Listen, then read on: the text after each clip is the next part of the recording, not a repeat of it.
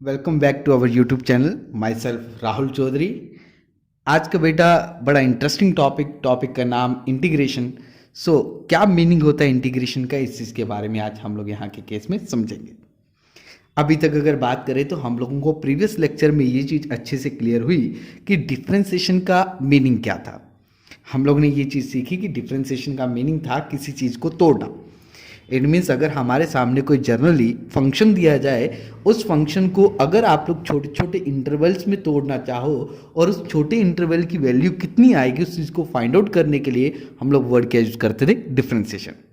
अब इसी तरीके से अगर बात करें तो अगर उन्हीं छोटे छोटे हिस्सों को वापस जोड़ के, उन छोटे छोटे इंटरवल्स को वापस जोड़ के अगर आप कंप्लीट फंक्शन की वैल्यू वापस निकालना चाहते हो तो ऐसे वाले के लिए हम लोग वर्ड क्या यूज करते थे, इंटीग्रेशन। ड्यूरिंग लास्ट लेक्चर में भी आपको क्लियर किया गया था कि डिफरेंशिएशन का मीनिंग होता है किसी चीज को तोड़ना और इंटीग्रेशन का मीनिंग था किसी चीज को जोड़ना। इसलिए हम लोग इंटीग्रेशन को एक और पर्टिकुलर नाम से जानते हैं, that is the process of integration is just the reverse of differentiation. कि इट मीन्स इंटीग्रेशन अगर बात करें तो डिफरेंशिएशन का एक रिवर्स प्रोसेस है। इसलिए कुछ बुक्स पे अगर बात करें तो इस चीज को कुछ इस तरीके से भी मेंशन किया गया है कि जो इंटीग्रेशन है वो अगर बात करें इनवर्स ऑफ किसका कहलाया जाता है, that is known as differentiation. तो अब इस चीज को अच्छे से क्लियर करते हैं। So what's the meaning of differentiation and integration. जैसे मैं कल आपको जनरली एक फंक्शन को रिप्रेजेंट करने का तरीका बता रहा था। ये मेरे पास लेट इट बी एक फंक्शन है y is equal to F of X, और अगर मुझे इस फंक्शन को छोटे छोटे हिस्सों में तोड़ना है, जैसे मान लो लेट इट बी मेरे पास ये एक पेन ले लेता हूं, इस पेन को मैंने यहाँ के केस में ना छोटे छोटे हिस्सों में डिवाइड करना है, तो ये पेन मेरे लिए एक फंक्शन कहलाएगा और मैं इस फंक्शन को काम क्या कर रहा हूँ, छोटे छोटे हिस्सों में डिवाइड कर रहा हूँ। लेट इट बी ये छोटे छोटे हिस्सों में डिवाइड किया और इक्वल पोर्शन में डिवाइड करना स्टार्ट कर दिया। अब इसमें से एक छोटे से इंटरवल या छोटे से पीस को उठाता हूं, लेट इट बी ये वाले छोटे से इंटरवल को लेता हूं और इस इंटरवल की वैल्यू को फाइंड आउट करना चाहता हूं। तो इट मींस अगर आप पूरे फंक्शन को छोटे छोटे हिस्सों में डिवाइड कर रहे हो और उसमें से एक इंटरवल की वैल्यू को फाइंड आउट करना चाहते हो तो उसके लिए मुझे इंप्लीमेंटेशन देनी पड़ती है डिफरेंशिएशन की। तो मुझे क्या करना पड़ेगा, इस चीज को डिफरेंशिएट। तो मैं यहाँ के केस में लिखता हूं कि differentiate both side with respect to क्या आ जाएगा, x कर लेता हूं। किसके रिस्पेक्ट बात कर रहा हूं, x के। तो अगर मैं इस फंक्शन को डिफरेंशिएट करता हूं तो इसकी जगह आ जाएगा डिफरेंशियल ऑपरेटर। जैसे समझने के लिए मैं आपको एक एग्जांपल बताता हूं। अब इस फंक्शन को छोटे छोटे हिस्सों में डिवाइड कर रहा हूं, उस छोटे हिस्से की वैल्यू को फाइंड आउट करने के लिए एक ऑपरेटर चाहिए होता है। ये ऑपरेटर कौन है, d अपान डी एक्स। ये समझने में वैसे ही जैसे मैं आपको कहता हूं आप गन्ने की दुकान पे गए, मान लीजिए गन्ने का जूस पीना चाहते हो और गन्ने की दुकान पे जाते हो और वहां के केस में क्या किया गया, अब एक गन्ने को लिया जाता है, उसे मशीन के अंदर इनहेल किया कर दिया गया। अब जैसे ही वो मशीन के अंदर जाएगा तो अब गन्ना एक, अगर बात करें, मेरे लिए फंक्शन कहला रहा था और वो मशीन मेरे लिए एक ऑपरेटर कहला रही थी। जैसे ये फंक्शन उस ऑपरेटर के अंदर इनहेल हुआ, देन आफ्टर दैट अगर बात करें तो जो उसका प्रोडक्ट निकल के आया वो वैसा नहीं था जैसा फंक्शन था। इट मीन्स उसका प्रोडक्ट कुछ अलग तरीके से निकल के आया। तो मेरे लिए वो गन्ना क्या कहलाएगा, एक फंक्शन कहलाएगा। वो मशीन मेरे लिए क्या कहलाएगी, ऑपरेटर कहलाएगी, डिफरेंशियल ऑपरेटर जिसे कहते हैं। और जो जूस, उसका जूस निकल के आ रहा है वो मेरे लिए क्या कहलाएगा, वो डिफरेंशिएशन कहलाएगी। सेम तरीके से अब मेरे पास एक फंक्शन था y, मैंने इस ऑपरेटर में ऑपरेट करने की कोशिश कर रहा हूं।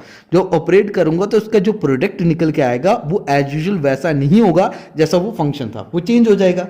अब अगर वो चेंज हो रहा है तो उस चेंजेस को रिप्रेजेंट करने के लिए मैं यहाँ के केस में क्या इंडिकेट कर देता हूँ, डैश लगा देता हूँ, ताकि ये रिप्रेजेंट कर रहा है स्मॉल छोटे से इंटरवल के बारे में। ये एफ ऑफ एक्स किस चीज को इंडिकेट कर रहा था, ये पूरी वैल्यू को इंडिकेट कर रहा है। ये पूरी वैल्यू को एफ ऑफ एक्स से रिप्रेजेंट किया जा रहा था। बट अगर बात करें तो ये छोटी सी वैल्यू को किस तरीके से रिप्रेजेंट किया जा रहा है, एफ डैश एक्स के साथ। ठीक है, अब मैं काम क्या करता हूं, ये डी एक्स नीचे डिवाइड, दूसरी साइड जाके क्या हो जाएगा, मल्टीप्लाई। तो इस पॉइंट के according D Y is equal to F dash X अगर बात करें किसके बराबर आ गया, डी एक्स के बराबर आ गया। तो अब देखिए ये हमारे पास इंडिकेट कर रहा है इस छोटे से इंटरवल की वैल्यू के बारे में। लेकिन अब बात इस चीज की थी कि मुझे इन्हीं छोटे इंटरवल्स को जोड़ते हुए, देखिए एक इंटरवल ये हुआ, अब इसी तरीके से आप देखिए कि दूसरा इंटरवल पॉइंटेड कौन सा है, ये छोटा सा इंटरवल एक तो ये हुआ। इसी तरीके से अगर बात करें तीसरा इंटरवल कौन सा आया, ये तीसरा इंटरवल अगर बात करें तो हमारे सामने यहाँ पॉइंट के अकॉर्डिंग अगर बात करें तो ये हमारे सामने ये आ गया थर्ड इंटरवल। इसी तरीके से अगर बात करें तो फोर्थ इंटरवल कौन सा आ गया मेरा, ये मेरे पास अगर बात करें इसी तरीके से फोर्थ इंटरवल आ गया। इट मीन्स ऐसे करते करते हम लोगों ने इस पूरे पेन को छोटे छोटे हिस्सों में डिवाइड किया हुआ था। अब सबको मिला के मुझे टोटल वैल्यू वापस फाइंड आउट करनी है। तो इसका मीनिंग उस छोटे से इंटरवल को कंबाइन करते करते आपको वापस कंप्लीट वैल्यू की तरफ जाना है। तो जब आप छोटे इंटरवल से कंप्लीट वैल्यू की तरफ जाना चाहते हो तो आपको इंप्लीमेंट करना पड़ता है इंटीग्रेशन। सो इंटीग्रेशन क्या करेगा, उस कंप्लीट की वैल्यू को मुझे फाइंड आउट करके देगा। सो मैं यहाँ के केस में लिख रहा हूँ टेकिंग इंटीग्रेशन बोथ साइड। जब मैं इंटीग्रेशन बोथ साइड लेता हूँ इसका मीनिंग क्या होगा, मैं उन छोटे छोटे इंटरवल्स को वापस जोड़ने की कोशिश कर रहा हूँ। जब मैं इंटीग्रेशन बोथ साइड करता हूँ इसका मीनिंग क्या होगा, इंटेग्रल डी वाई। देखिए जैसे वहां के केस में डिफरेंशियल ऑपरेटर था जो एक्चुअल में उस फंक्शन को डिफरेंशिएट कर रहा था, वो कौन था, डी अपॉन डी एक्स। ऐसे ही अगर बात करें एक फंक्शन होता है, एक ऑपरेटर होता है, इसे इंटेग्रल कहते हैं। इस बच्चे नाम क्या देते हैं, इंटेग्रल कहते हैं। ये इंटेग्रल क्या करता है, वापस उन छोटे छोटे हिस्सों को वापस जोड़ के कंप्लीट फंक्शन बनाने की कोशिश करता है। इसे हम लोग नाम देते हैं इंटेग्रल। इसी तरीके से इंटीग्रेशन इधर भी आई और ये पॉइंट के अकॉर्डिंग एफ डैश एक्स ये आ गया डी एक्स। अब देखिए जैसे आप लोग अभी तक प्रीवियस से पढ़ते आ रहे हो कि डिफरेंशिएशन का मीनिंग था तोड़ना और इंटीग्रेशन का मीनिंग था जोड़ना। तो देखिए ये इंटेग्रल बता रहा है मैं जोड़ूंगा और ये डी बता रहा है मैं तोड़ूंगा, तो दोनों एक दूसरे के रिवर्स हुए। ये समझने में वैसा ही हुआ जैसे -2 और +2 ये दोनों एक दूसरे को कैंसिल आउट कर देते हैं, वैसे ही ये जोड़ रहा है और ये तोड़ रहा है, तो दोनों एक दूसरे को क्या कर देंगे, कैंसिल आउट कर देंगे। जब ये दोनों कैंसिल आउट होंगे तो इसका मीनिंग बचेगा क्या, y = अब इस पॉइंट के अकॉर्डिंग देखिए ये तीन बंदे यहाँ के केस में आप लोग दिख रहे हैं। अभी आप लोगों को इस चीज को और सिंप्लीफाई करने के लिए ना आपको एक रूल पॉइंटर या एक ट्रिक याद कर लेते हैं। जैसे मान लो हमारे सामने तीन करेक्टर है, लेट इट बी एक राम जो बड़ा शरीफ आदमी है, ठीक है, और दूसरा श्याम अगर बात करें बड़ा एक बदमाश आदमी है, और इसी तरीके से अगर बात करें तीसरा एक अगर बात करें जैसे मान लो कोई चुगली लगाने वाला बंदा। तो इस मीन्स अगर बात करें तो इस पॉइंट के अकॉर्डिंग ये चुगली लगाने वाला बंदा, इस पॉइंट के अकॉर्डिंग इसका नाम रख लेते हैं लेट इट बी के, ठीक है। अब इस पॉइंट के अकॉर्डिंग अगर बात करें तो यहाँ के केस में ये बंदा था जिस पॉइंट के पास अगर बात करें वो एक्स रिप्रेजेंट था। अब ये ऑपरेटर ये dx आपको रिप्रेजेंट करता है कि किस फंक्शन को हम लोगों ने यहाँ के केस में इंटीग्रेट करना है, और इंटीग्रेट करेगा कौन, ये वाला इंटीग्रल पॉइंट। फिर से रिपीट कर रहा हूं, ये dx आपको रिप्रेजेंट करेगा कि किस फंक्शन की यहाँ के केस में इंटीग्रेशन होने वाली है, और इस पॉइंट के अकॉर्डिंग इंटीग्रेशन करेगा कौन, ये इंटीग्रल। और एफ डैश एक्स अगर बात करें तो जिसकी इंटीग्रेशन होने वाली है वो। अब देखिए इसने क्या रिप्रेजेंट किया कि जिसके पास x हुआ, जिस फंक्शन के पास x हुआ आप उसे इंटीग्रेट करिए। तो ये इंटीग्रल जाता है और देखता है जिसके पास x हुआ उस फंक्शन को इंटीग्रेट करना स्टार्ट कर देता है।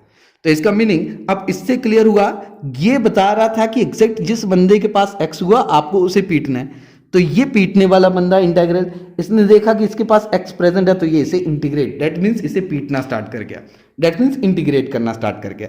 तो देखिए जब ये इसे इंटीग्रेट करेगा तो इंटीग्रेट करने का मीनिंग क्या होगा, इन्हीं छोटे छोटे हिस्सों को वापस जोड़ के ये कंप्लीट रास्ता बना रहा है। तो इसका मीनिंग छोटे छोटे हिस्सों को जोड़ते जाएगा तो कंप्लीट फंक्शन क्या था मेरा एफ ऑफ एक्स, इसलिए ये इन्हीं छोटे छोटे हिस्सों को जोड़ते हुए वापस उसी फंक्शन को क्रिएट कर देगा। उस फंक्शन का नाम क्या कर दिया, एफ ऑफ एक्स। लेकिन जनरली हम लोग जब भी किसी फंक्शन को इंटीग्रेट करते हैं उसके साथ +c मेंशन कर देते हैं। अब क्वेश्चन हमारा अराइज होता है कि ऐसा क्यों करते हैं। हमारे पास जब किसी फंक्शन को इंटीग्रेट किया जाता है तो साथ में हम लोग +c क्यों मेंशन कर देते हैं, इस चीज का रीजन हमें लोगों को क्लियर होना चाहिए। तो मैं इसका रीजन अभी आप लोगों को जब मैं इनके फॉर्मूले से आप लोगों को पढ़ा दूंगा देन आफ्टर डेट मैं आपको क्लियर करता हूँ, ठीक है। तो लेकिन इसका रीजन आगे जाके मैं क्लियर जरूर करता हूँ कि एग्जैक्ट अगर बात करें वो +c क्यों लगाते हैं हम लोग। अभी फिलहाल हम लोग नेक्स्ट पॉइंट की तरफ चलते हैं कि इंटीग्रेशन कितनी टाइप की होती है। तो बेटा इंटीग्रेशन को हम लोग ने यहाँ के केस में टोटल 2 कैटेगरी में डिवाइड किया हुआ है। एक इंटीग्रेशन होती है जिसका नाम क्या रखा गया, डेफिनेट इंटीग्रेशन, और एक का नाम क्या रखा गया, इनडेफिनेट इंटीग्रेशन। देखिए डेफिनेट और इनडेफिनेट इंटीग्रेशन को कैसे पहचाना जाए और दोनों का मीनिंग क्या है, इस चीज के बारे में भी हम लोग यहाँ के केस में क्लियर पॉइंट कर लेते हैं। तो एक होता है डेफिनेट, एक होता है इनडेफिनेट इंटीग्रेशन। अब अगर बात करें तो दोनों में फर्क क्या है और किस पॉइंट पे कौन सी चीज आएगी, ये चीज हम लोगों को क्लियर होनी चाहिए। मैं आपको इसी चीज को यहाँ के केस में बताता हूँ। देखिए डेफिनेट और इनडेफिनेट इंटीग्रेशन के केस में, इनडेफिनेट इंटीग्रेशन पॉइंट के अकॉर्डिंग क्या होता है कि जैसे मान लो मैं आपको कहता हूं कि मेरे पास एक फंक्शन है, इस फंक्शन का पॉइंट ये था कि यहाँ से मैं इस वैल्यू को स्टार्ट कर रहा हूँ, लेट इट बी मेरे 0 पॉइंट, और मैंने कहा यहाँ से अप टू कहीं तक भी चले जाओ, अप टू इन्फिनिटी तक। तो जब इन्फिनिटी तक करने की बात आती है तो उसका मीनिंग मेरे पास एक लिमिट है, मैं स्टार्ट कहाँ से कर रहा हूँ, बट दूसरी लिमिट मेरे पास नहीं है कि मैं कहाँ तक जाने वाला हूँ। जब आपके पास किसी इंटरवल के दौरान आप छोटे छोटे हिस्से डिवाइड करते हो, मान लीजिए ये मेरे पास एक फंक्शन था, इस फंक्शन के बड़े सारे छोटे छोटे हिस्से बनाए गए, अप टू इन्फिनिटी बनाते गए ऐसे करके, लेकिन आपको यहाँ के केस में बोला गया इन्हीं छोटे छोटे हिस्सों को वापस जोड़ के कंप्लीट की वैल्यू फाइंड आउट करो, लेकिन आपको मेंशन नहीं किया गया कि कहाँ से लेके कहाँ तक चलना है। तो जब आपको सिंपली किसी फंक्शन की इंटीग्रेशन करने के लिए दे दिया जाए तो ऐसे वाले पॉइंट को हम लोग नाम कह देते हैं इनडेफिनेट इंटीग्रल कहते हैं। इनडेफिनेट क्यों कहा, क्योंकि बेटा इसके केस में आपको लिमिट मेंशन नहीं की गई, आपने स्टार्ट कहां से करना, आपने एंड कहां करना है। इसके केस में जर्नी बोला गया कि आप एक छोटे से इंटरवल को दे दिया गया, किसी एक फंक्शन का एक छोटा सा इंटरवल दे दिया गया और आपको बोला गया उसे इंटीग्रेट कर दीजिए। जब आप इंटीग्रेट करते हो तो इंटीग्रेट करने का मीनिंग क्या हुआ, वो स्टार्ट कहां से है, वो एंड कहां तक जा रहा है, उस चीज के बारे में आप लोगों को कंफर्मेशन नहीं है। और अगर मैं आपको पर्टिकुलरली ये डिफाइन कर देता हूं, इस फंक्शन में यहां से इंटरवल लिया हम लोगों ने, यहां से लेके यहां तक के इंटरवल को सबको ऐड अप कर दीजिए, तो इसका मीनिंग क्या होगा, इतने से इंटरवल्स को सबको ऐड करके या इंटीग्रेट कर दीजिए, तो इसका मीनिंग आपको लिमिट दी जाएगी। यहां के केस में मैं लिखता हूं लेट इट बी, आप 2 से स्टार्ट हुई है अप टू 7 तक अगर बात करें, जितने भी इंटरवल आते हैं उन सबको अगर बात करें इंटीग्रेट कर दीजिए। तो जब आप लोगों को पर्टिकुलरली कहीं पे अगर लिमिट मेंशन कर दी जाती है तो ऐसे वाले इंटीग्रल को बेटा हम लोग नाम देते हैं डेफिनेट इंटीग्रेशन। क्या कहते हैं इसे, डेफिनेट इंटीग्रेशन कहते हैं। सो दोनों के बीच में डिफरेंस क्लियर हुआ। जिसके केस में आपको लिमिट मेंशन नहीं की होगी उस वाले को नाम कह देंगे इनडेफिनेट इंटीग्रल कहेंगे, जिसके केस में लिमिट मेंशन की होगी उसे हम लोग नाम कह देंगे डेफिनेट इंटीग्रल कहेंगे। आई थिंक आप लोगों को सबको ये चीज क्लियर हुई होगी। अब हम लोग चलते हैं बेटा इनके फॉर्मूले की तरफ, देन आफ्टर दैट क्वेश्चन की तरफ आएंगे। जो हमारा एक क्वेश्चन अराइज हुआ कि हम लोग +3 क्यों मेंशन करते हैं। तो देखिए बेटा, अब आपको फॉर्मूले याद करने के लिए एक कुछ ट्रिक्स भी बताऊंगा। अब सिंपली इन चीजों को आप लोग क्लैरिफाई करते जाइए, ठीक है। तो मैं यहाँ के केस में आप लोगों को फॉर्मूले लिख के बताता हूँ। तो देखिए ध्यान से सुनते जाइए बेटा।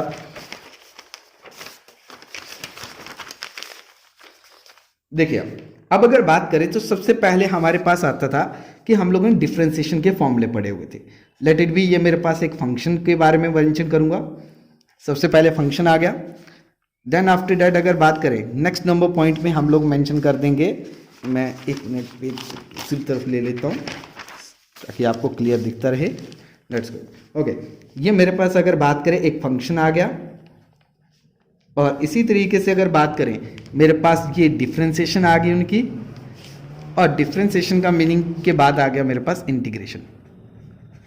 अब ध्यान से देखिए, आप तीनों के बीच में कंपैरिजन करके आंसर्स को फाइंड आउट कर सकते हैं। लेट इट बी, मेरे पास एक फंक्शन था x की पावर n, जिसे हम लोग पावर फंक्शन कहते थे। अब इस x raise to power n की अगर मैं डिफरेंशिएशन करता हूं तो इसका मीनिंग हमारे पास एक पेन था, मैं इस पेन को तोड़ के छोटे छोटे हिस्सों में डिवाइड कर रहा हूं, और छोटे छोटे हिस्सों में डिवाइड करने के लिए किस चीज़ की हेल्प चाहिए, डिफरेंशिएशन करनी। तो अगर मैं उन्हीं छोटे छोटे हिस्सों को वापस जोड़ना चाहूं, इसका मीनिंग उन स्मॉल इंटरवल्स को जोड़ के कंबाइन करके वापस पेन बनाना चाहूं, तो आप लोगों को उस वापस पेन को बनाने के लिए क्या काम करना पड़ेगा, इंटीग्रेट करना पड़ेगा। मैं इस फंक्शन की अगर मैं डिफरेंशिएशन करता हूं तो हमारे पास रूल क्या था, dy/dx। x raise to power n की डिफरेंशिएशन करते हैं तो रूल क्या कहता था, पावर आगे आती थी और एक पावर को क्या करते थे, कम कर देते थे। ये हमारे पास इस फंक्शन को डिफरेंशिएट करने का तरीका था। बेटा कंफ्यूज मत होना, ये समझने में वैसा ही है जैसे अगर बात करें अभी तक आप लोगों ने जनरल फॉर्मूले पढ़े थे, जैसे a+b की होल पावर स्क्वायर लिखा हुआ था, जैसे वैसा ही अगर बात करें x raise to power n क्या डिफरेंशिएट करके जो फॉर्मूला बनता है वो फॉर्मूला ये बनता है। और इसी तरीके से अगर वापिस आप इसे इंटीग्रेट करते हो तो इसे इंटीग्रेट करने पे x की पावर n का इंटीग्रेशन करने पे अगर बात करें तो इसका आंसर जो निकल के आता है या इसका फॉर्मूला जो बन के आता है वो क्या आता है, x raise to power n+1 divided by n+1 आता है। ठीक है, ये हमारे पास +c भी लगा लेते हैं, ये हमारे पास इसका जनरल फॉर्मूला। अब इसी तरीके से दूसरे फंक्शन की तरफ चलते हैं। दूसरा फंक्शन हमारे पास y इज इक्वल टू, यहाँ के केस में मान लीजिए late it B sin x। अब देखिए आपको सिंप्लीफाई करते आते ताकि आपको फॉर्मूले भी अच्छे से टिप्स पे हो जाए। देखिए ये हमारे पास एक पेन था, इस पेन को जब हम लोग डिफ्रेंशिएट करते हैं, छोटे हिस्सों में डिवाइड करते हैं, तो इसका आंसर बेटा निकल के आता है cos x। इसका मीनिंग इस sin x को जब आप डिफ्रेंशिएट करते हो तो क्या बनता है यहाँ के केस में cos x। अब cos x पॉइंट के अकॉर्डिंग अगर बात करूं तो इस cos x की वापस मैं इंटीग्रेशन करता हूं। तो अब देखिए आप लोग इस चीज को समझने की कोशिश करिए। sin x मेरे लिए एक पेन था और जब मैंने पेन को छोटे हिस्सों में डिवाइड किया, इसका मीनिंग क्या बना, cos x। अब उन्हीं छोटे हिस्सों को वापस जोड़ूंगा तो क्या बनना चाहिए, पेन बनना चाहिए। पेन का नाम यहाँ के केस में क्या था, sin x, क्योंकि ये पेन था, छोटे हिस्सों में डिवाइड हुआ, स्मॉल पोर्शन बना, स्मॉल पोर्शन को वापस जोड़ूंगा तो क्या बनना चाहिए, पेन। इसका मीनिंग cos x की इंटीग्रेशन करूंगा तो वापस क्या आना चाहिए, sin x। इस तरीके से अगर बात करें, आपको ये चीज समझ में आई फॉर्मूला कैसे बनाई। अब इसी तरीके से थर्ड फॉर्मूले की तरफ चलते हैं। y इज इक्वल टू लिखा गया cos x। अगर मैं cos x की बात करता हूं तो इस cos x पॉइंट के अकॉर्डिंग डिफरेंशिएशन करता हूं cos x की, तो बेटे इसकी डिफरेंशिएशन करके आता है हमारे पास sin माइनस साइन x। अब इसी माइनस साइन x की अगर मैं इंटीग्रेशन करता हूं, देखिए ये माइनस साइन x, अगर मैं माइनस को रहने देता हूं अभी फिलहाल, माइनस को मैं बाद में टैकल करता हूं, तो ये ओनली साइन x की इंटीग्रेशन करता हूं। तो देखिए हमारे पास पेन था cos x, छोटा हिस्सा बना sin x। sin x point को जब मैं वापस जोड़ूंगा तो पेन बनना चाहिए, पेन कौन था, cos x। ये cos x आया। लेकिन अब अगर बात करें यहाँ के केस में माइनस भी था, इस माइनस को हम लोग आंसर में इंक्लूड कर देते हैं यहाँ के केस में, तो उस माइनस को भी टैकल कर लिया और प्लस सी लगा दिया। ये हमारे पास इस इंटीग्रेशन का फॉर्मूला बन गया। इसी तरीके से बेटा आपको याद रखना है, वहां के केस में y इज इक्वल टू ई की पावर x की डिफरेंशिएशन करते, that is your exponential function. अगर हम लोग इस एक्सपोनेंशियल फंक्शन को इंटीग्रेट करते हैं या सॉरी डिफरेंशिएट करते हैं, तो इस एक्सपोनेंशियल फंक्शन को डिफरेंशिएट करके इसका आंसर जो निकल के आता था वो क्या आता था, ई की पावर x।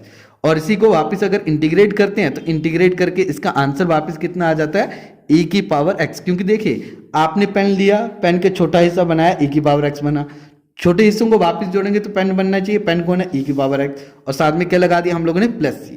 पॉइंट क्लियर हो गया। अब इसी तरीके से यहाँ के केस में y इज इक्वल टू, अब हमारे पास एक और फंक्शन ले लेते हैं, late it B log x। अगर हम लोग कोई log x फंक्शन लेते हैं तो मैं इसे डिफरेंशिएट करता हूँ, तो इसे डिफरेंशिएट करके इसकी डिफरेंशिएशन क्या आती है, 1/x आती है। तो अगर मैं इसे वापस इंटीग्रेट करता हूं तो वापस इंटीग्रेट करने पे हमारे सामने ये किस तरीके से बन के आता है, ये वापस log x बन जाता है। क्यों log x बना, क्योंकि पेन था log x, छोटा हिस्सा बना 1/x। अब छोटे हिस्से को वापस पेन बनाना है तो इंटीग्रेट करना पड़ेगा, इंटीग्रेट किया तो क्या आ गया, log x, और साथ में क्या आ जाता है, प्लस सी। आई थिंक सबको क्लियर होगा। ओके बेटा, सो अब देखिए next point is here, y is equal to अगर बात करें तो हमारे पास आता है 10x। अगर 10x की मैं डिफ्रेंसिएशन करता हूं तो इसका आंसर बेटा जो निकल के आता है वो आता है आपके पास, that is your sec square x। अब sec स्क्वायर x बना, अगर मैं इसे वापस इंटीग्रेट करता हूं, इट मीन्स ये पेन हुआ, पेन का छोटा हिस्सा बना sec स्क्वायर x। अब sec स्क्वायर x की अगर बात करें तो वापस इस चीज को जोड़ने की कोशिश करता हूं, इंटीग्रेट करने की कोशिश करता हूं, तो मेरे पास आंसर क्या बनना चाहिए, वापस पेन आना चाहिए। पेन का नाम था 10x, इसलिए यहाँ के केस में वापस क्या आ गया, 10x प्लस सी आ गया। तो देखिए बेटा मैं बार बार एक एग्जांपल से ही क्यों समझा रहा हूँ, ताकि आप लोग फॉर्मूले को अच्छे से टिप्स के ऊपर रख लो, ताकि जब आप लोग डिफरेंशिएशन के फॉर्मूले पढ़ोगे तो इंटीग्रेशन के वहीं से निकल आएंगे, ताकि आप लोगों को अच्छे से रिलेवेंटली ये प्रिपेयर रहे। ठीक है, सो इसी तरीके से अगर बात करें तो नेक्स्ट पॉइंट की तरफ चलते हैं। y is equal to, next point हमारा यहाँ के केस में अगर बात करें तो हम लोग लेते हैं कोटेक्स। कोटेक्स की अगर बात करें बेटा डिफरेंशिएशन करेंगे तो इसका आंसर जो निकल के आता है वो आंसर आता है हमारा minus cosec square x, minus cosec square x. अब अगर मैं इसी चीज को वापस इंटीग्रेट करता हूं तो इंटीग्रेट करने पे अगर बात करें, देखिए अब माइनस को हम लोग बाद में टैकल करते हैं, हम लोग सबसे पहले उसी चीज को टैकल करते हैं। तो ये पेन था, ये छोटा हिस्सा बना, डैट इज इसका नाम क्या रखा, cosec square x. Cosec square x को जब मैं इंटीग्रेट करता हूं तो वापस पेन बनना चाहिए, पेन का नाम क्या था, कोट एक्स, और साथ में क्या लगा दिया, प्लस सी लगा दिया। तो अब देखिए इसके केस में माइनस रह गया था, इस माइनस को हम लोग यहाँ के केस में मेंशन कर देते हैं, जैसे एज यूजुअल हम लोगों ने कॉस के केस में किया था। ठीक है, तो इसी तरीके से अगर बात करें एक और एग्जांपल पॉइंट लेते हैं और भी फॉर्मूले बना लेते हैं इसी के रिलेवेंट। जैसे अगर बात करें तो किसी कांस्टेंट फंक्शन की बात कर लेते हैं, लेट इट बी किसी कांस्टेंट फंक्शन की जब हम लोग डिफरेंशिएशन करते थे बेटा, तो इस पॉइंट के अकॉर्डिंग इसकी डिफरेंशिएशन क्या बनती थी, जीरो आती थी। लेकिन जब हम लोग किसी कांस्टेंट फंक्शन की यहाँ के केस में इंटीग्रेशन करते हैं ना, तो रूल क्या कहता है, देखो कोई कांस्टेंट फंक्शन आ जाए उसकी इंटीग्रेशन करनी, कांस्टेंट फंक्शन को कहाँ ले आते हैं हम लोग, बाहर। क्योंकि इसके केस में क्या बताया जा रहा है, जिसके पास x हुआ उससे इंटीग्रेट करना है, c के पास तो x नहीं था इसलिए ये कांस्टेंट था, ये कांस्टेंट आ गया बाहर। इसका मीनिंग किसके साथ इंटीग्रेशन आ गई, एक्स डी एक्स। तो इंटीग्रेशन और डिफरेंशिएशन आपस में कैंसिल हो जाती हैं, इसलिए मैं कांस्टेंट को यहाँ के केस में ना थोड़ा सा अलग डिनोट कर लेता हूँ, लेट इट बी ए ले लेता हूँ, ठीक है, ताकि आपको कन्फ्यूजन क्रिएट ना हो।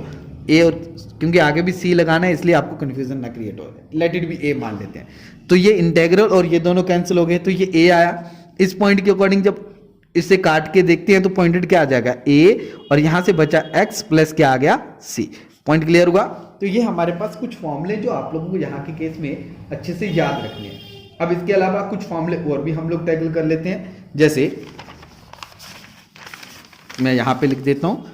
जैसे मान लीजिए y इज इक्वल टू आपके पास एक sec x ले लेते हैं। अगर मैं sec x की डिफ्रेंसिएशन करता हूँ, dy अपॉन dx को फाइंड आउट करता हूँ, तो dy upon dx find out करने पे इसका आंसर जो निकल के आता है sec x का, बेटा वो आता है sec x into tan x। ये हमारे पास फॉर्मूला बन के आता है।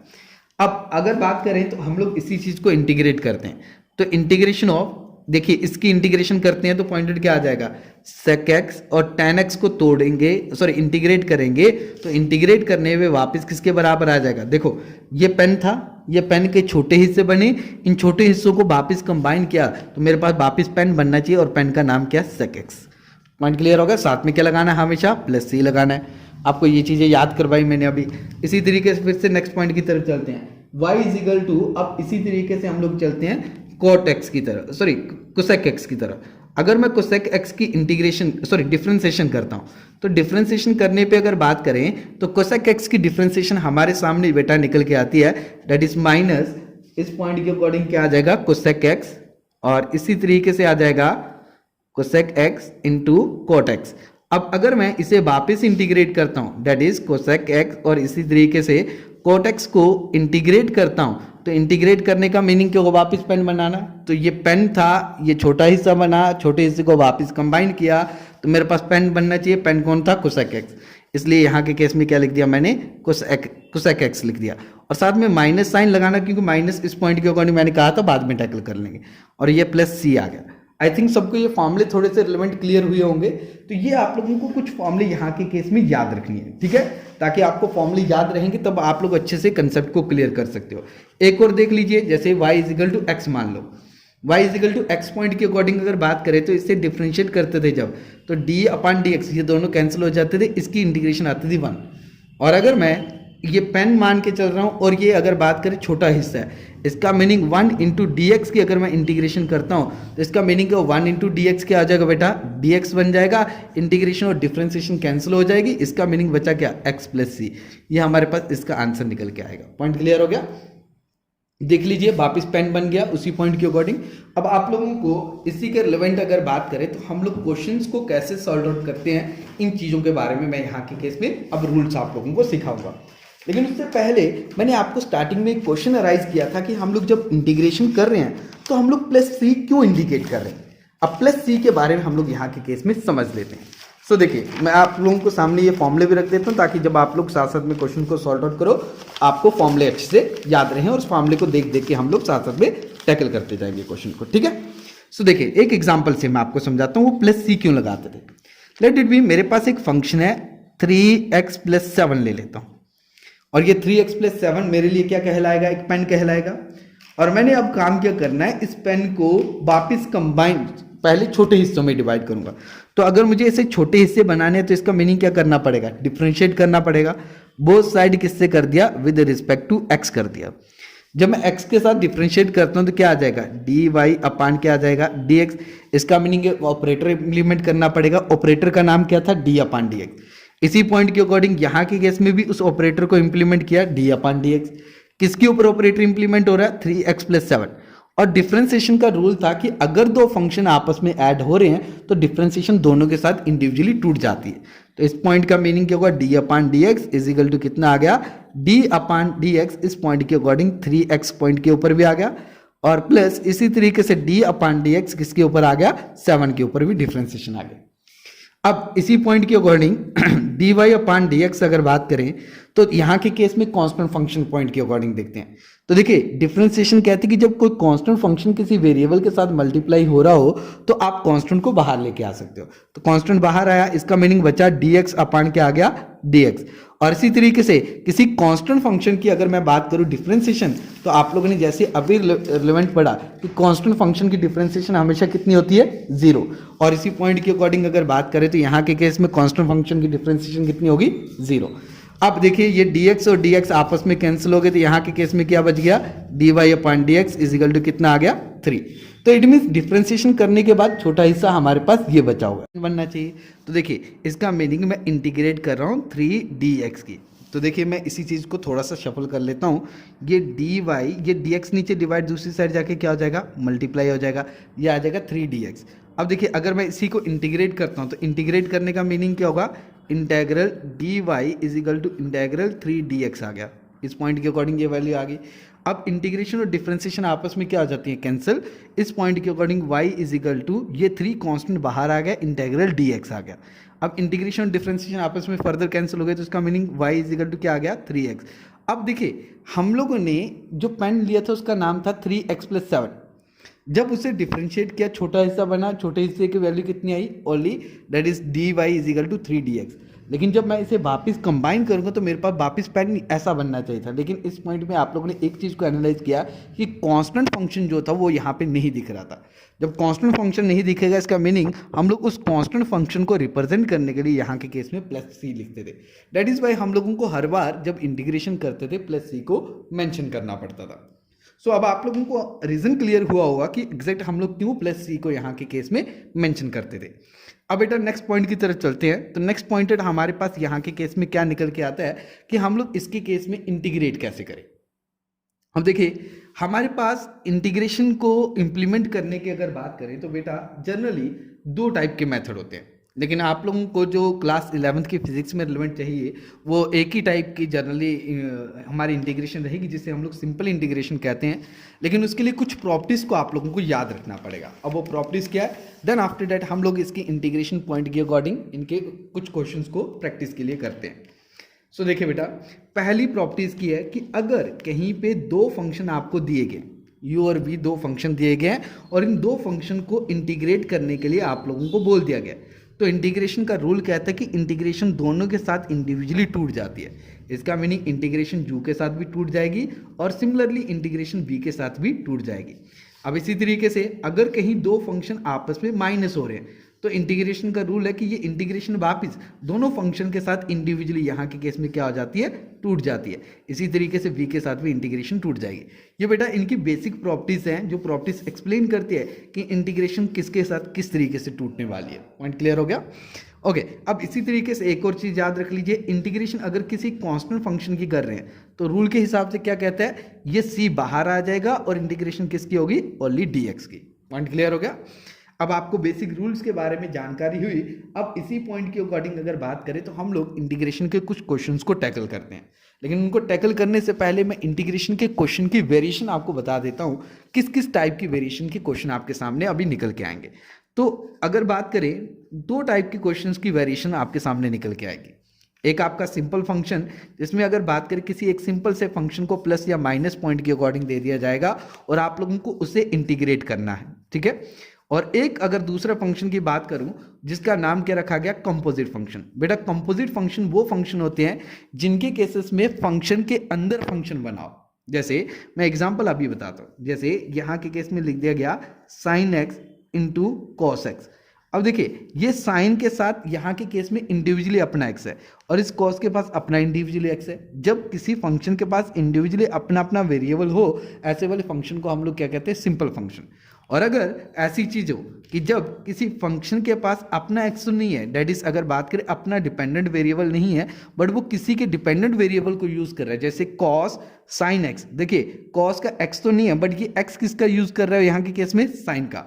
तो इस मीन्स क्या होगा, फंक्शन के अंदर फंक्शन बन जाना। ऐसे वाले फंक्शन को बेटा हम लोग नाम देते हैं, that is known as composite function.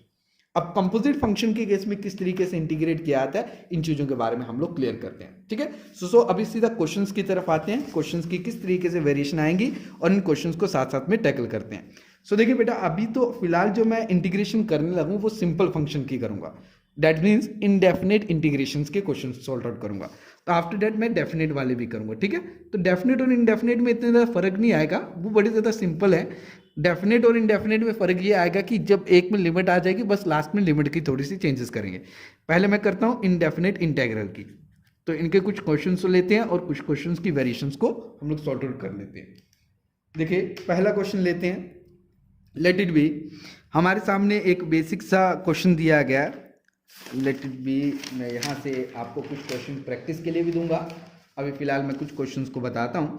जैसे हम लोगों को बोला गया इंटीग्रेट करिए कुछ फंक्शंस के पॉइंट के बारे में, क्यूब रूट दैट इज 3, इस तरीके से क्यूब रूट लिखा गया और x की पावर 5 दे दी गई। इसे इंटीग्रेट करने के लिए कहा गया विद रिस्पेक्ट टू x।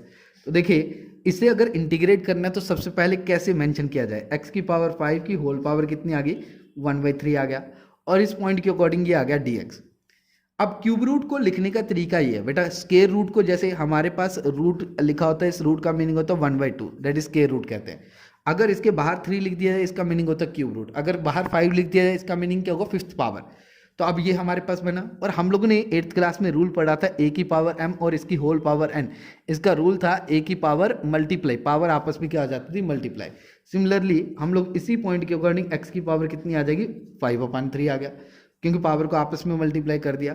अब जब मैं इसे इंटीग्रेट करता हूं तो इसका मीनिंग ये x raise to power n का फॉर्मूला बना, और x raise to power n की अगर हम लोग इंटीग्रेशन याद करें तो रूल क्या था, पावर एक ऐड करते हैं, उसी पावर को नीचे लिखा जाता है। तो इसका मीनिंग मैं इसी पावर पॉइंट के अकॉर्डिंग इस चीज़ को एड अप करता हूँ। तो यहाँ के केस में क्या आ जाएगा, अगर मैं इसे इंटीग्रेट करता हूँ तो x की पावर ये 5/3, देखिए ये n एज इट इज रहा, ये x और ये n है, n की वैल्यू कितनी है 5/3। तो इस पॉइंट के अकॉर्डिंग अगर बात करें तो ये 5/, इस पॉइंट को हम लोग यहाँ के केस में मेंशन कर लेते हैं। फिर रूल क्या कहता है, +1, देखिए x की पावर n की इंटीग्रेशन x की पावर n+1, ये n+1 आ गया, और इसी तरीके से डिवाइडेड बाई जो पावर ऊपर है उसी पावर को नीचे ऐड करके हम लोग मेंशन कर देते हैं, और ये आ गया। फिर हम लोग +c को मेंशन कर देते हैं। अब इसी चीज़ को सिंप्लीफाई कर लीजिए, x की पावर ये किया तो कितना आ जाएगा 5, ये 3 इधर मल्टीप्लाई होगा, 5 + 3 डिवाइडेड बाई कितना आ गया 3, और इसी तरीके से 5 + 3 डिवाइडेड बाई कितना आ गया 3, और ये +c आ गया।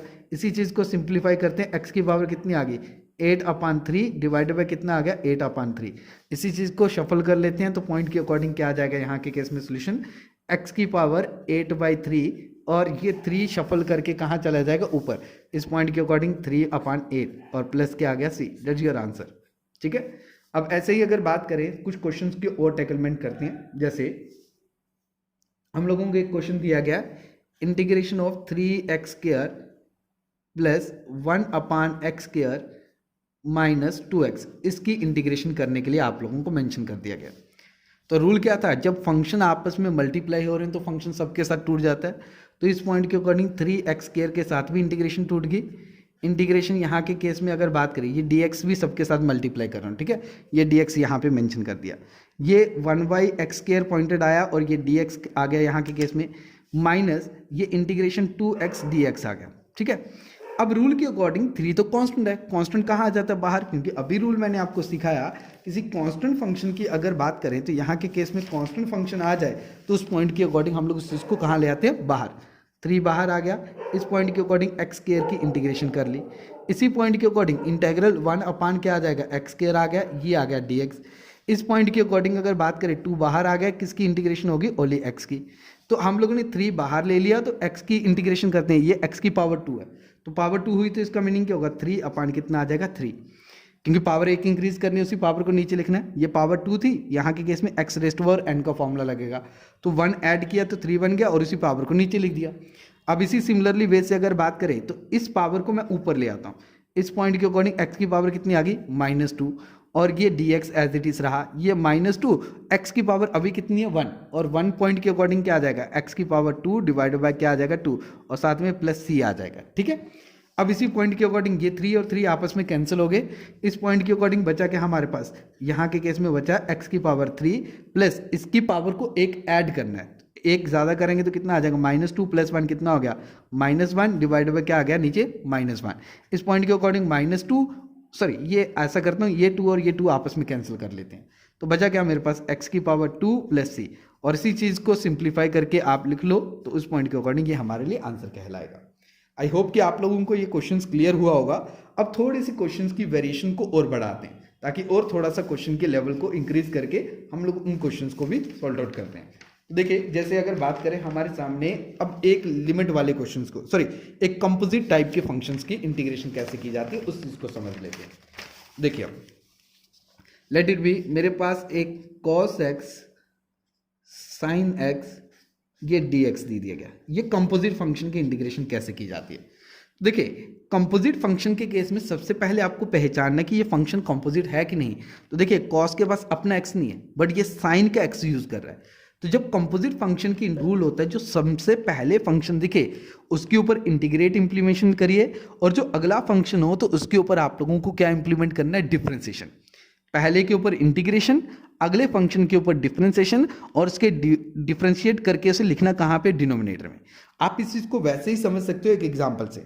देखिए जैसे मान लो मैं एक एग्जांपल देता हूँ। हम लोगों ने मान लीजिए ये हमारे पास एक घर बना हुआ है, इसमें एक बॉस रहता है। बॉस को क्या चाहिए होता है, एक सिक्योरिटी गार्ड चाहिए होता है। तो ये बाहर सिक्योरिटी गार्ड है। मान लीजिए एक आदमी उस बॉस को मारना चाहता था, और अगर मारना चाहता था तो पॉइंटेड क्या होगा, एक आदमी यहाँ से जाएगा तो पहले किस चीज़ के ऊपर अटैक करेगा, सिक्योरिटी गार्ड के ऊपर। जब सिक्योरिटी गार्ड के ऊपर अटैक होगा इसका मीनिंग क्या होगा, base as it is same रहेगा, बॉस अभी अपनी जगह पे सेफ है। तो फिर अगला नंबर किसका आएगा, साइन का। तो इट मीन्स आपको पहचानना कितने टाइप के फंक्शन है। तो यहाँ पे आपको दो टाइप के फंक्शन सामने दिख रहे हैं। जब मैं एक फंक्शन को इंटीग्रेट कर रहा हूँ इसका मीनिंग दूसरा फंक्शन एज इट इज रहेगा। यहाँ के केस में एक फंक्शन साइन है और सॉरी एक कॉस और दूसरा साइन है। तो अगर मैं कॉस की इंटीग्रेशन करता हूँ तो इसका मीनिंग क्या है, हम लोगों ने कॉस की इंटीग्रेशन अभी पढ़ी पीछे कि कॉस की इंटीग्रेशन किसके बराबर होती है, साइन एक्स के बराबर होती है। तो इसका मीनिंग जब मैं इसकी इंटीग्रेशन करता हूँ तो कॉस की क्या आ जाएगी, साइन। बट अगर बात करें तो साइन तो आया लेकिन इसके पास अपना एक्स तो है ही नहीं, तो इसलिए एक्स की जगह उन्होंने क्या रिप्रेजेंट किया, वो साइन एक्स, इसलिए इसकी जगह क्या आ जाएगा वापस साइन एक्स। इसका मीनिंग मैंने किस फंक्शन को इंटीग्रेट कर दिया, इस cos x को इंटीग्रेट कर दिया। अब अगला नंबर किसका, साइन का, क्योंकि देखिए मैंने इसे इंटीग्रेट किया, इसे एज इट इज रहने दिया। तो अब किसका नंबर है, बोस का। अब बोस पॉइंटेड कौन है, साइन। साइन की अगर बात करें इंटीग्रेट करेंगे तो बेटा क्या आता है, साइन की इंटीग्रेशन आती है माइनस cos x। इसलिए सॉरी साइन को क्या करना है, डिफरेंशिएट। साइन की डिफरेंशिएशन करके इसे लिखना कहाँ पे, डिनोमिनेटर में। तो देखिए साइन की डिफरेंशिएशन, देखिए ये साइन है, साइन की डिफरेंशिएशन क्या लिखाई मैंने आपको, cos x लिखवाई हुई है। तो इस पॉइंट के अकॉर्डिंग साइन की डिफरेंशिएशन cos x हुई, तो इस पॉइंट के अकॉर्डिंग ये मैंने यहाँ के केस में इसे cos x लिख दिया, और साथ में प्लस क्या लिखते हैं हम लोग, c लिखते हैं। तो आपको आई होप कि ये चीज़ क्लियर हुई होगी। एक और क्वेश्चन की प्रैक्टिस कर लेते हैं हम लोग। जैसे इंटेग्रल इस पॉइंट के अकॉर्डिंग ले लेते हैं, यहाँ के पॉइंट के according late it B 1 upon sine x sine x ले लेता हूँ, ठीक है, इस वाले पॉइंट के अकॉर्डिंग। अब देखिए ये लेट इट बी थोड़ा गलत हो गया, ऐसे लिख लेते हैं, 1 अपान साइन एक्स लिख लेते हैं। इस साइन एक्स की इंटीग्रेशन करनी है। तो देखिए ये 1 अपान एक्स की फॉर्मेट में आया, और 1 अपान एक्स की इंटीग्रेशन आप लोगों को याद हो तो किसके बराबर होती है, log x के बराबर। इसलिए सीधा सीधा इसका आंसर क्या आ जाएगा, log, बट x की जगह उन्होंने क्या दिया हुआ, sin x, इसलिए हम लोग इसकी जगह क्या लिख देंगे, log sin x, और साथ में क्या लगा देंगे, प्लस से, ठीक है। और इसी तरीके से कुछ और एग्जाम्पल से ले लेते हैं। Late it B integration of sec square into ten x. अब आपको इस वाले फंक्शन की इंटीग्रेशन करने के लिए बोला गया। तो देखिए अब अगर देखा जाए तो बाहर से जाते हुए पहला फंक्शन कौन दिख रहा है, सेक्स स्क्वायर। दूसरा फंक्शन कौन है, टेन। इसका मीनिंग ये सिक्योरिटी गार्ड हुआ और ये बॉस हुआ। सिक्योरिटी गार्ड के ऊपर कौन सी इंप्लीमेंटेशन देनी है, दैट इज इंटीग्रेशन, और अगले बंदे पे डिफरेंशिएशन। सेक्स स्क्वायर की अगर मैं इंटीग्रेशन करता हूं तो सेक्स स्क्वायर की बेटा इंटीग्रेशन आप लोगों को सबको याद होगी कि सेक्स स्क्वायर की इंटीग्रेशन होती थी 10x। इसलिए मैं इस पॉइंट के अकॉर्डिंग क्या लिख दूंगा, इस पॉइंट के अकॉर्डिंग 10, बट x की जगह इनमें क्या मेंशन किया हुआ है, 10x, इसलिए ये एज इट इज रहा। देखिए मैं हर बार काम क्या कर रहा हूँ, एक ही रूल को फॉलो कर रहा हूँ। मैं पहले फंक्शन को इंटीग्रेट कर रहा हूँ बट दूसरे वाले को एज इट इज सेम रख रहा हूँ। तो अब इसका काम खत्म हुआ। अब अगला कौन था, 10x। 10x को क्या करना है, डिफरेंशिएट करके लिखना कहाँ पे, डिनोमिनेटर में। 10x की डिफरेंशिएशन करता हूँ तो क्या आ जाएगा, इस पॉइंट के अकॉर्डिंग 10x की डिफरेंशिएशन होती है सेक्स स्क्वायर x, और साथ में क्या लिखना होता है, प्लस c। आई होप कि आपको ये भी चीज़ क्लियर हुई होगी। और ऐसे ही एक और क्वेश्चंस को कर लेते हैं ताकि आपको और अच्छे से अंडरस्टूड हो जाए, फिर हम लोग इसके लिमिट पॉइंट के अकॉर्डिंग क्वेश्चंस को सॉल्व आउट करते हैं। तो देखिए लेट इट बी, हमारे पास एक और फंक्शन ले लेते हैं, integration of 1 upon cos e की पावर x का, ठीक है। ये हमारे पास एक फंक्शन दिया गया और इसे आपको इंटीग्रेट करने के लिए कहा गया। तो देखिए ये 1 अपान एक्स की फॉर्मेट में आया हुआ है, और 1 अपान एक्स की फॉर्मेट का रूल क्या था, 1 अपान एक्स में कोई भी आए तो लॉग बनता है, ये लॉग आ गया। और इस पॉइंट के अकॉर्डिंग कॉस ई की power x as it is रही। अब बात है कि पहले फंक्शन को खत्म कर लिया, अगला कौन था, कॉस। अब कॉस की अगर बात करें यहाँ के केस में डिफ्रेंसिएशन करनी थी, तो कॉस की डिफ्रेंसिएशन क्या हो जाएगी, यहाँ के केस में कॉस की होती है माइनस साइन एक्स। ये आया माइनस साइन एक्स की जगह उन्होंने क्या लिखा होगा, ई की पावर एक्स, ये एज इट इज रहा। अब ई की पावर एक्स की अलग से डिफ्रेंशिएशन करनी है, तो इसका क्या आ जाएगा, ई की पावर एक्स, और साथ में क्या लगाते हैं हम लोग, प्लस सी। बेटा ये चीज़ आई थिंक आप लोगों को सबको क्लियर हुई होगी। बेटा इसमें एक गलती हुई है मेरी, इसमें अगर बात करें हम लोगों ने साइन एक्स को डिफ्रेंशिएट नहीं किया, साइन एक्स को भी डिफ्रेंशिएट कर लीजिए, क्योंकि 1 साइन एक्स था, तो उस पॉइंट के अकॉर्डिंग क्या है, लॉग साइन एक्स बना। साइन एक्स की अलग से करनी थी, साइन एक्स की अलग से अगर मैं डिफ्रेंशिएशन करता हूँ तो क्या आता है, कॉस एक्स। तो देखिए आपको सिंपल एक चीज याद रखनी, जो पहला फंक्शन दिखेगा उसके ऊपर इंटीग्रेट अप्लाई करिए, और जो अगला फंक्शन दिखेगा उसके ऊपर क्या इंप्लीमेंट करिए आप, डिफरेंशिएशन। पॉइंट क्लियर हो गया। और डिफरेंशिएट करके कहाँ लिखिए, हमेशा उसे डिनोमिनेटर में। आई होप कि आप लोगों को ये सब चीजें क्लियर हुई होगी। अब हम लोग लास्ट फंक्शन के ऊपर काम कर लेते हैं, वो आपके कौन से, लिमिट वाले। अब लिमिट वाले कुछ क्वेश्चन को हम लोग टैकल कर लेते हैं ताकि आपको ये क्लियर हो जाए अच्छे से, ठीक है। तो मैं एक एग्जाम्पल लेता हूँ, late it B integration of sine 7x dx लिख लेते हैं। इस पॉइंट के अकॉर्डिंग इसे इंटीग्रेट करना है, 0 से लेकर लिमिट कहाँ तक है, 30 तक। और इस पॉइंट के अकॉर्डिंग देखिए, जब पहले जा रहा हूँ बाहर से कौन दिख रहा है, साइन। साइन की इंटीग्रेशन क्या होती है, माइनस कॉस, और 7x एज इट इज रहा, और 7x की डिफरेंशिएशन करके कहाँ लिखना है, डिनोमिनेटर में। ये चीज़ आ गई। अब इस पॉइंट के अकॉर्डिंग अगर बात करें, तो इस पॉइंट के अकॉर्डिंग अगर बात करें तो लिमिट कितनी है, 0 से लेके 30 तक। बेटा एक चीज़ और याद रख लीजिए, जब हम लोग लिमिट को पुट करने की कोशिश करते हैं तो लिमिट में हम लोग प्लस सी को कभी भी इंडिकेट नहीं करते, ठीक है। तो प्लस सी कभी इंडिकेट नहीं करेंगे। तो अब अपर लिमिट माइनस क्या होता है, फॉर्मूला होता है लोअर लिमिट। अपर लिमिट जहां जहां एक्स है, देखिए इसने बताया था कि जिसके पास एक्स हुआ उसे इंटीग्रेट करना, कर दिया। अब अगर बात करें जहां जहां एक्स है वहां वहां लिमिट को पुट करेंगे, तो देखो मैं माइनस को पहले कॉमन ले लेता हूं। इसके बाद पॉइंट क्या है, ये कॉस का कॉस आया, ये 7 का 7 रहा, अपान 7 का 7 रहा, इस x की जगह क्या पुट कर दिया पहले, 30। इसके बाद minus lower limit, lower limit pointed क्या होती है, कॉस, ये 7 का 7 आया, 7 का 7 नीचे रखा, इस x की जगह पुट कितना करना आपको, 0। अब इसे सिंप्लीफाई कर लीजिए, माइनस ये कितना आ जाएगा, कॉस 210 डिवाइडेड बाय कितना आ गया बेटा, 7, माइनस अगर बात करें कॉस 0 डिग्री, और अपान कितना आ गया, कॉस 7। आप यहाँ पे भी छोड़ दोगे तब भी ठीक है, अगर आप इसे आगे डिफरेंशिएट आगे सॉल्व आउट करना चाहते हो आप उसे भी सॉल्व आउट कर सकते हो, ठीक है। अब ऐसे ही एक और क्वेश्चन मैं आपको करवा देता हूँ, लेट इट बी, जैसे इंटेग्रल x की पावर 7 dx, और आपको लिमिट दी गई 0 से लेके 7 तक, या मान लीजिए 0 से लेके 2 तक ले लीजिए, ठीक है। अब इस पॉइंट के अकॉर्डिंग अगर मैं इसे इंटीग्रेट करता हूं तो इस पॉइंट के अकॉर्डिंग x की पावर n का फॉर्मूला बन रहा है, तो 1 प्लस ऐड किया तो कितना आ गया, 8 डिवाइडेड बाई 8, और इसी पॉइंट के अकॉर्डिंग लिमिट कितनी, 0 से लेके 7 तक। और इसी पॉइंट के अकॉर्डिंग फिर हम लोग लिमिट को इंप्लीमेंट करते हैं, तो लिमिट इंप्लीमेंट करेंगे तो 7x जहाँ जहाँ वहाँ वहाँ 7 पुट कर देंगे, 7 की पावर 8 डिवाइडेड बाई 8। लिमिट कैसे पुट करते हैं, upper limit minus lower limit, minus ये लोअर लिमिट आ गई, और इस लोअर लिमिट की वैल्यू कितनी थी, 0, 0 की होल पावर 8 डिवाइडेड बाई कितना आ गया, 8। पॉइंट क्लियर होगा सबको, आई थिंक आप लोगों को सबको ये क्लियर होगा। और इसे आगे सॉल्व आउट कर लीजिए, 7 की पावर 8 को कितना आंसर आएगा वो लिख लीजिए, डिवाइड करके आंसर मिल जाएगा।